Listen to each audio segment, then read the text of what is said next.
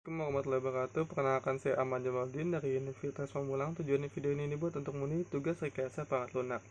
Di video kali ini, saya akan mempresentasikan materi tentang activity diagram. Di presentasi kali ini kita akan membahas 6 topik. Yang pertama itu definisi activity diagram. Yang kedua, komponen activity diagram. Ketiga, fungsi activity diagram. Keempat, definisi sequence diagram. Kelima, komponen-komponen sequence diagram. Dan yang keenam atau terakhir yaitu fungsi dari sequence diagram. Kita akan masuk ke topik yang pertama, itu definisi activity diagram. Activity diagram adalah sebuah alat dalam pemodelan proses yang digunakan untuk menggambarkan urutan langkah-langkah, aktivitas, dan aliran kerja dalam suatu sistem atau proses. Dalam diagram ini aktivitas diperlihatkan sebagai kotak yang terhubung oleh garis-garis yang menggambarkan aliran dari suatu aktivitas ke aktivitas berikutnya. Selain itu, diagram aktivitas juga dapat mencakup pengembalian keputusan, percabangan aliran, dan iterasi dalam suatu proses. Ini membantu dalam memvisualisasikan dan memahami bagaimana suatu pekerjaan atau aktivitas dilakukan dengan baik dan dapat digunakan dalam berbagai konteks, seperti rekayasa perangkat lunak, manajemen proyek, dan pemodelan proses bisnis. Topik yang kedua yaitu komponen-komponen activity diagram. Satu yaitu initial state dengan simbol lingkaran hitam, menggambarkan dimulainya aliran aktivitas. 2. Final state dengan simbol lingkaran hitam di dalam suatu lingkaran, menggambarkan berakhirnya aliran aktivitas.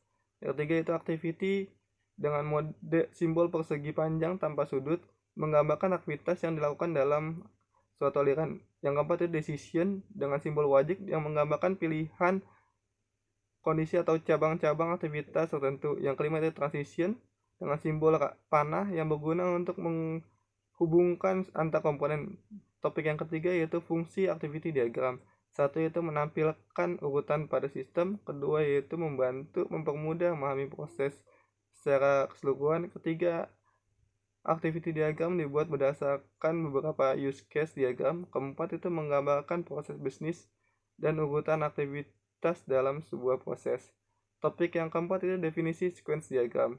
Sequence diagram adalah alat visual dalam pemodelan perangkat lunak yang menggambarkan interaksi antara objek-objek atau komponen dalam sistem. Ini menunjukkan urutan pesan dan panggilan metode antar mereka, membantu memahami bagaimana objek-objek berkomunikasi dan bekerja bersama dalam sistem. Digunakan untuk analisis, perancangan, dan dokumentasi perangkat lunak. Topik yang kelima itu komponen-komponen dalam sequence diagram. Satu yaitu objek dengan simbol persegi panjang yang menggambarkan sebuah kelas atau objek. Kedua itu activation box dengan simbol silinder menggambarkan panjang waktu yang dibutuhkan sebuah objek untuk mengerjakan tugasnya.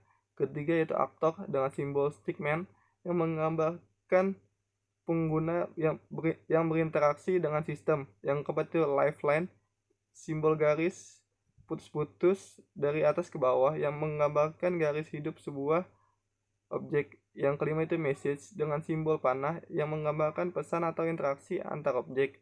Keenam yaitu message to self dengan simbol panah tapi putus-putus yang menggambarkan pesan balikan atau reaksi dari objek sebelumnya. Topik keenam atau terakhir yaitu fungsi dari sequence diagram. Satu yaitu menggambarkan interaksi. Diagram urutan mengilustrasikan cara objek atau komponen berinteraksi dalam sistem. Kedua itu pemahaman urutan eksekusi, itu membantu memahami urutan eksekusi pesan dan metode antar objek. Ketiga itu analisis dan perancangan, itu digunakan dalam analisis dan perancangan perangkat lunak untuk merinci dan merencanakan interaksi objek.